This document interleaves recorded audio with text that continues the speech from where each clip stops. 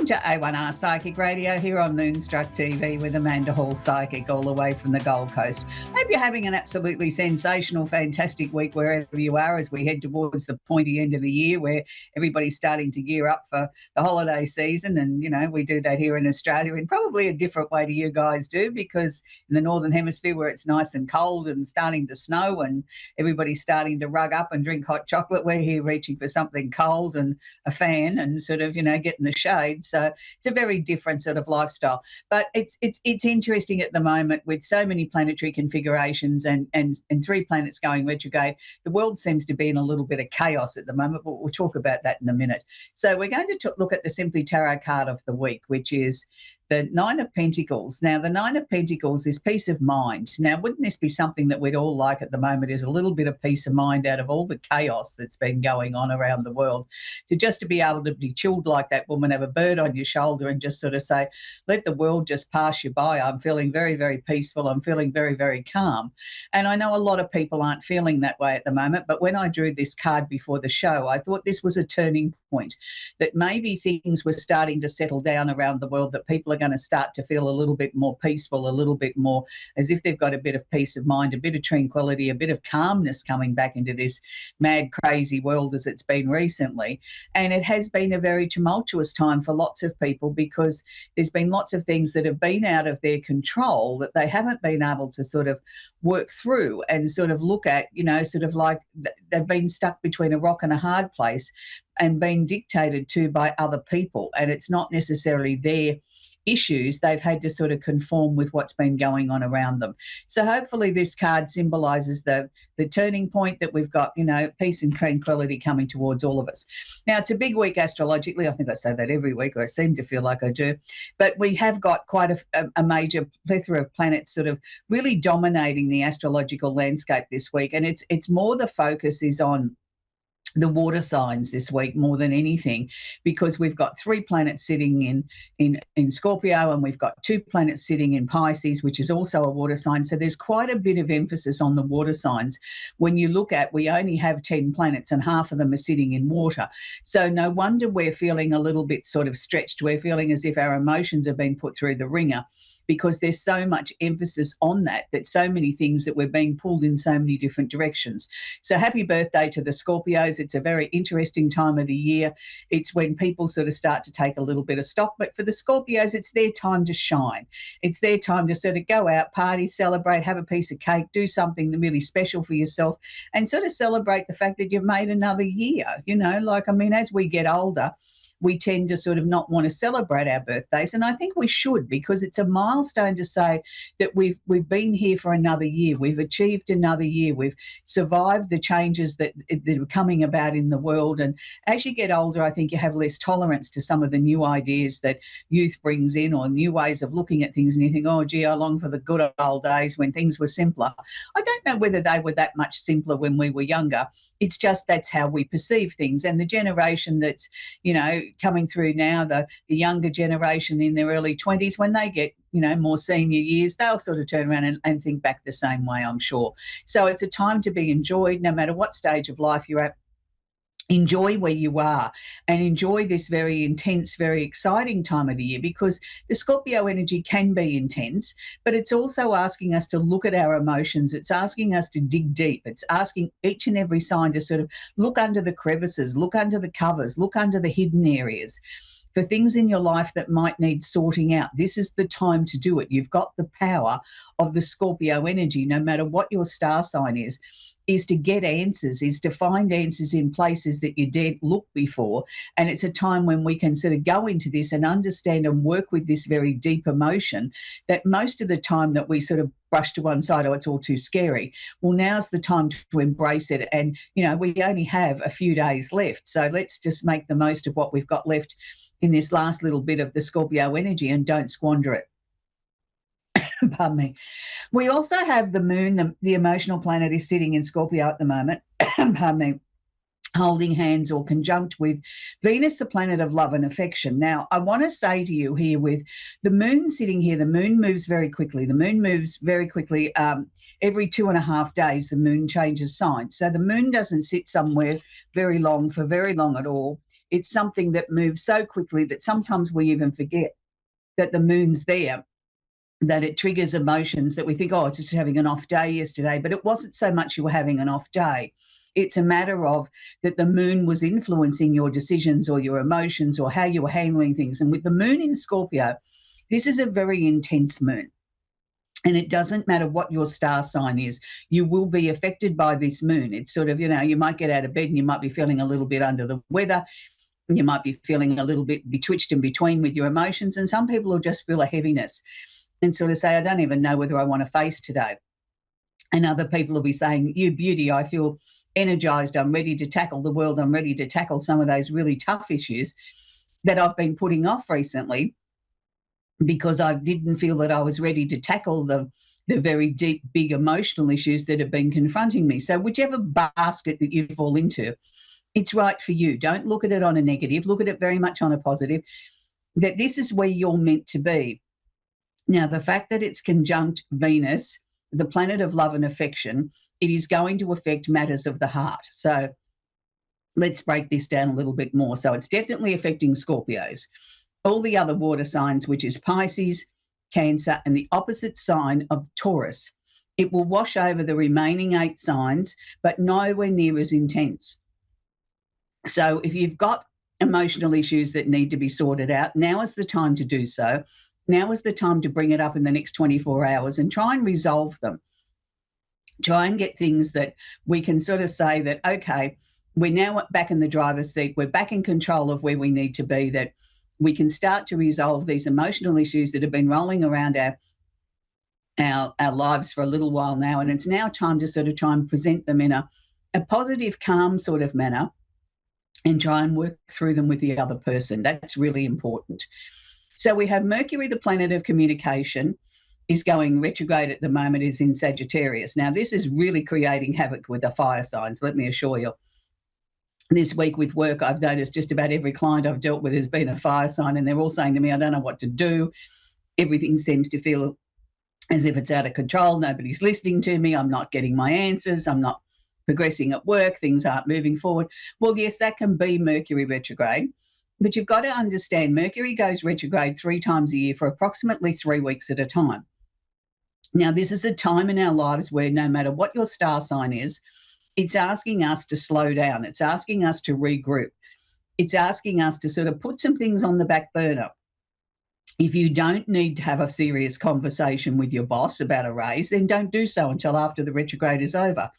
If you don't need to send that parcel, then don't do so. Wait until the retrograde is over, because this is the time when parcels go away, airports lose your luggage, anything that you can think of, technology plays up.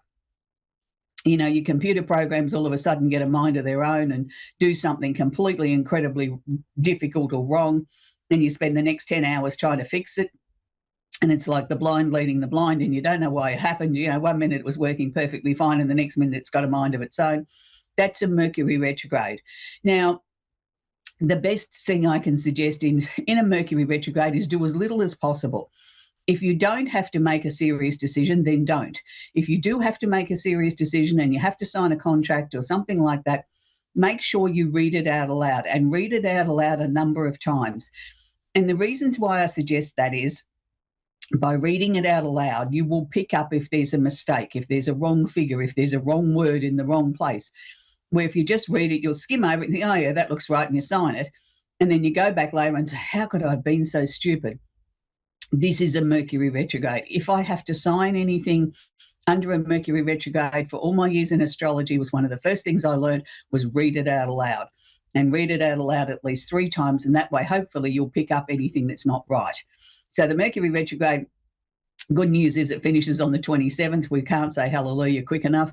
But you've got to allow a couple of days past that for the retrograde to sort of slow down, stand still, and then Mercury to start to sort of move forward again. It's really important that we allow that little bit of time for Mercury to ramp up again.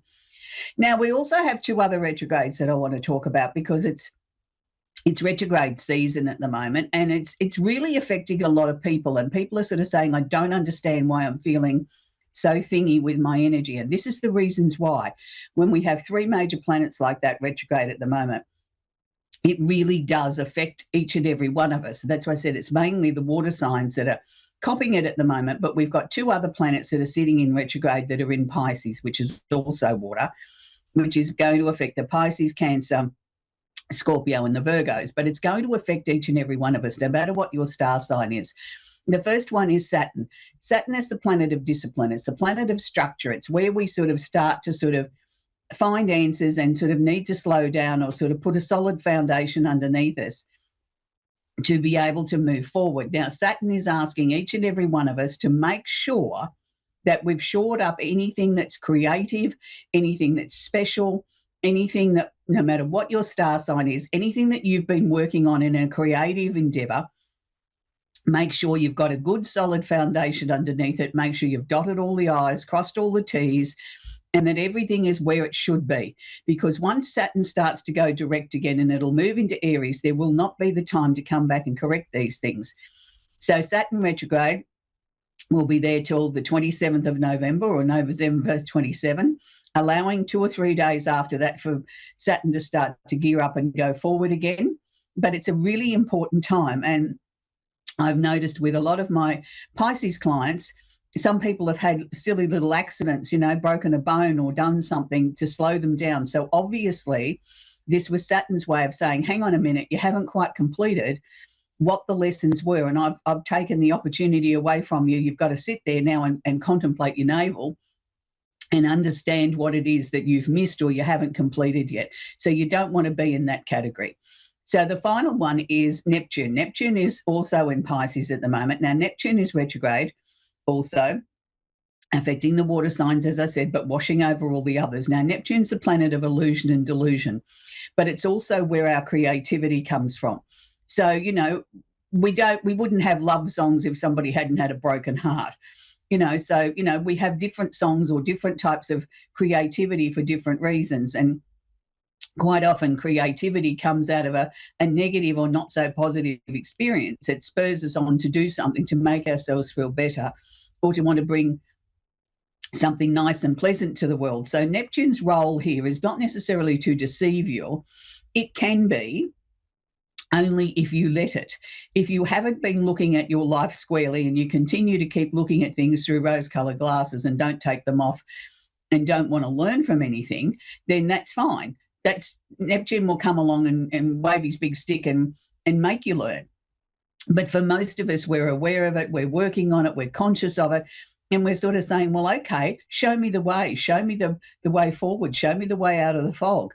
I'm open to learn, I'm open and I'm ready. And this is what Neptune is asking of each and every one of us, and this is really important. So Neptune will be retrograde until December 4.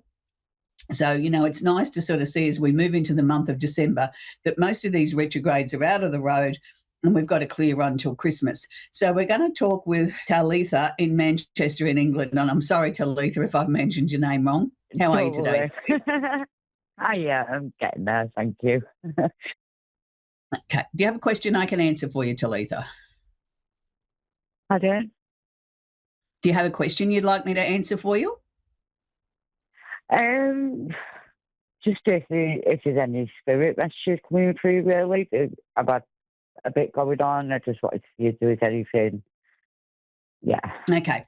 In such a short time that we've got on the show, Spirit doesn't always sort of come through and say, hey, I'm here and I'm Uncle Fred or whoever.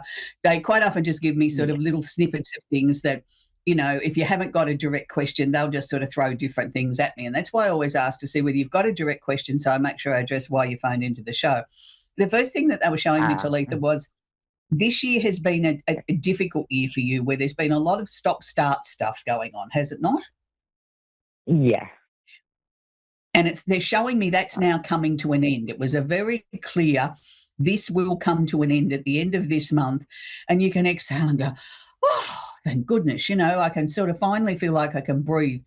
I finally feel like I can start to make plans and things will start to come right. And that's a good thing. It hasn't been a punishment. I want to be very clear on that. It has not been a punishment. It was just that you got so clever and you got a little bit ahead of where you should have been in your life that they had to slow you up. So it was sort of like you got to the bus stop 2 hours early. So they had to slow you I up. get that, yeah.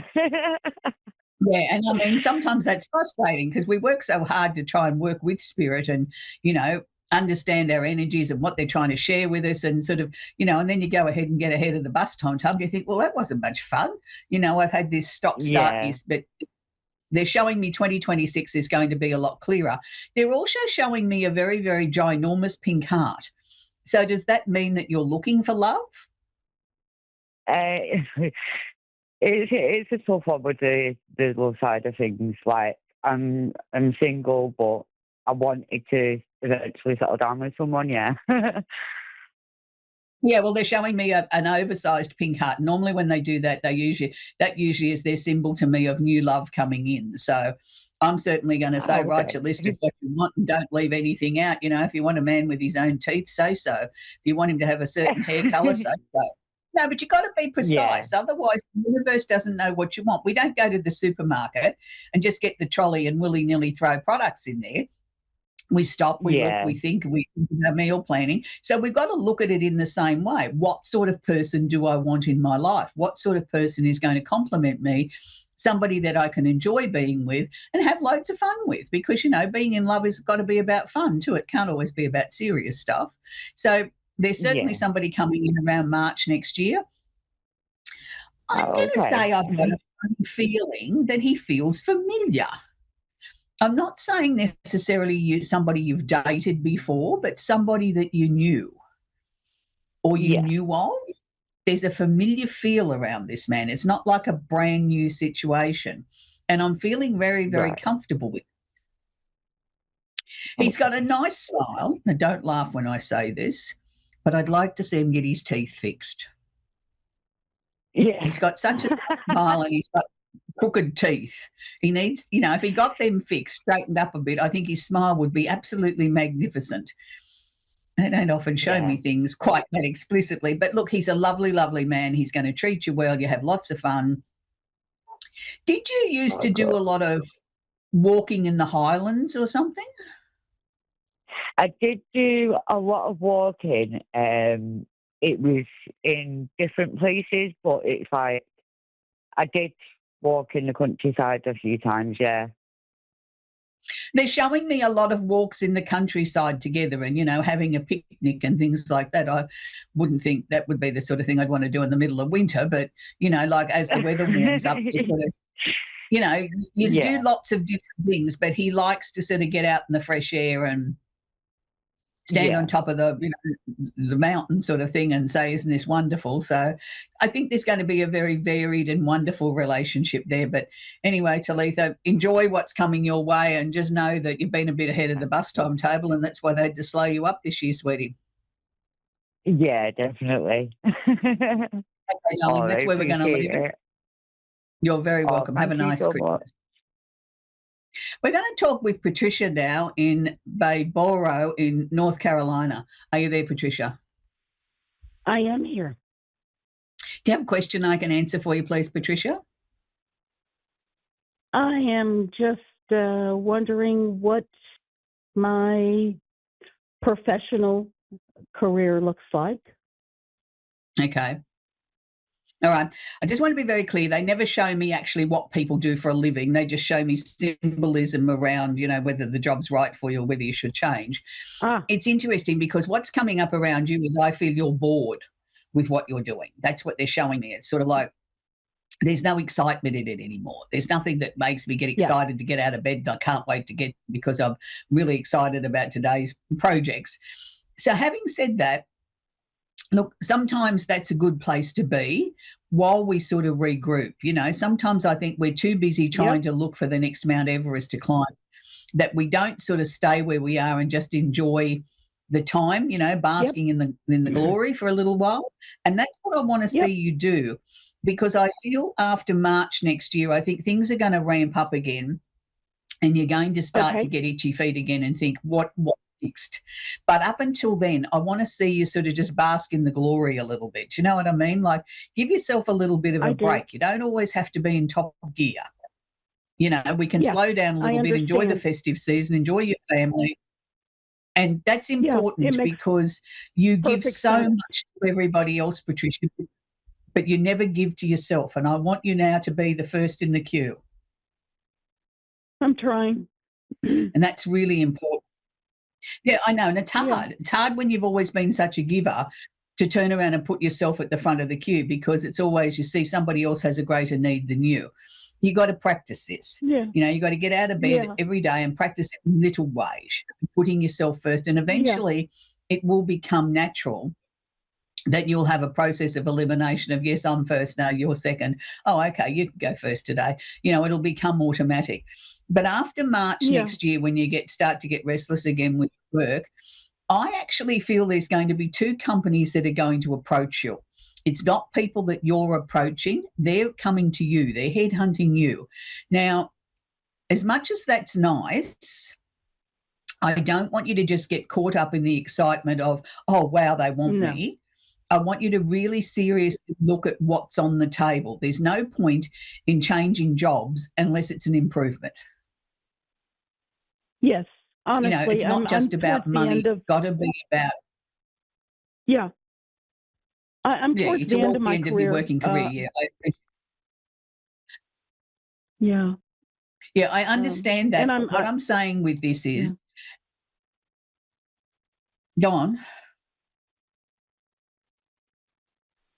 What I was picking up with these two situations, these two companies that are offering you something, as much as they're nice, I want to make sure they're right for you. You know what I mean? There's no point in jumping ship and getting back into a situation where you're so busy you haven't got time for you again. Do you know what I mean? Like, I no amount of money 100% takes away. yes. Yes, As I much as it's understand flattering, completely. you might turn around and say, No. thank you very much, but I'm not Yeah. interested, and stay where you are. And I that's understand okay. completely. But, you Yes. and that's good, because I feel that 2026 is going to be a year of change for you. There will be opportunities there, but you don't have to take them all. You're in a position of choice now. Yeah. You can say thank you, but no thank you. It doesn't suit Yes. me. I Good. get the strong feeling that you may very well stay where you are, but you might go into a different role. Yeah. Yeah. I'm hoping so. That's my I'm hoping. feeling. Yeah, that's good. my Good. feeling. I'm But as I glad. said, around March, two opportunities, two different companies trying to headhunt you. You can always gracefully decline. After that, I think it's probably another 2 or 3 months with the current company that you're with before the new potential opens up of a new role. And I think it could very well be something brand new, like nobody's worked in that role before. And Yeah. it'll be perfect for you because you're very good at pioneering things, of putting procedures in place and, ironing out the bugs, and Yeah. it's just Yeah. perfect. It's a nice way, in my opinion, to Perfect. finish your career off, to be able to leave a Good. That's legacy. wonderful. That's wonderful. I'm glad to hear Yes. that. Yeah.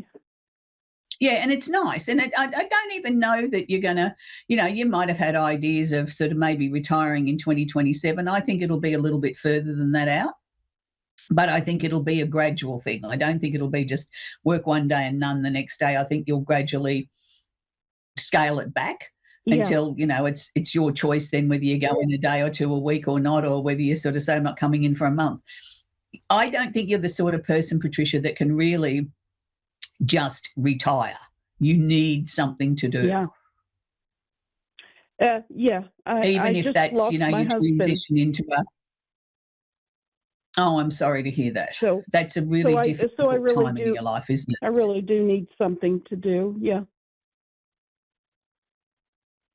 Oh, of course. And, losing your husband is, there's no magic cure for how long before you start to feel human again. I mean, the first 12 months is the hardest because you look back to what you were Yeah. doing this time last year, and, each person is different. If I can make a suggestion of a book for you to read, it's called On Death and Dying by Dr. Elizabeth Kubler-Ross. She spent her life writing books and working with grief, and it's the best book, I believe, still on the market today. You can pick it up in most good bookstores. Most libraries have it. It's called On Death and Dying by Dr. Elizabeth Kubler-Ross. And that will help you. Even if you don't read it from cover to cover, you just open it up and read a section, you'll be drawn to what you need to know today. And, it's a difficult time, and people sort of tend to they're there at the beginning, and then all of a sudden they all desert you because it's like they don't want to catch it, Yeah. and they don't allow you Yeah. to talk about your tears and your frustration and the loss, and you need to be Yeah. able to talk about it. And we don't Yeah. handle grief properly, in my opinion. We should have 12 months of where you can talk openly, cry openly, do whatever, and then after the 12 months and 1 day, then put a pretty dress on and go out and have a life again. But we don't do that. We sort of tend to give people that immediate attention, and then we think they've got leprosy and we avoid them. And that's the wrong thing to do. Yeah. But that book, When I Was Widowed, was a great comfort to me, and it's still a book I recommend today. So, I know what you're going through, and I know what you're about to go through, and it's not going to be easy, but you will get Yeah. there. And, just Yeah. allow yourself to be yourself, Patricia. If you feel like crying, then cry. Don't let people tell you that you should be at a certain stage. There is no rules for grief, none whatsoever. Yeah. It's a personal Right. journey. Yeah. And talk It to is. him. Have a talk before you go to sleep. If you're cranky with him, I tell do. him. If you want to know, that's good, because that helps with the grieving process, but it also helps keep the connection with the other side too. He doesn't just want you saying nice things to him. He wants to know that you're unhappy or you're cranky with him or the leg fell off the chair. He needs to know these things. So he still Yeah. feels part of it too, but he's around you all the time, Patricia, and he still loves I'm you. glad. I'm glad. Thank you. Yes, sweetheart. So that's where we're going to leave, Patricia. And look, my heart goes out to Patricia. I know what it's like to be widowed. It's not an easy time in a life, no, whether you're younger or you're more mature. It's a very, very difficult process. Death is never easy, no matter who we lose. So this week I want to leave you with a song that's one of my ultimate favourites, and we're on the subject of death. It was a very, very special person that passed away on the 21st of this month, which will be 8 years. And I know a lot of people around the world are going to be, celebrating, but also have a tear in their eye on the 21st of November as they sort of look back at the wonderful time and the legacy that the one and only David Cassidy left behind. So I think it's only fitting that we leave the show this week with one of his biggest hits, I Think I Love You. And, there's not too many people on the planet that don't know that song from the Partridge Family days. And it's a beautiful song. It's a timeless song. And, I want Patricia to sort of enjoy this song too, because to know that her husband still loves her. And for anybody out there that's going through a loss, just think of these bright, positive words and know that from the other side, they do still love you. And it's important to know that their physical body might have gone, but their spirit, their soul still lives on. They're still with us. They're still guiding us in ways and, playing little tricks like turning lights on and off or the TV on and off or whatever. But it's their way of letting you know that they're close. So until next week, enjoy David Cassidy and one of my favourite songs ever, I Think I Love You. Bye for now.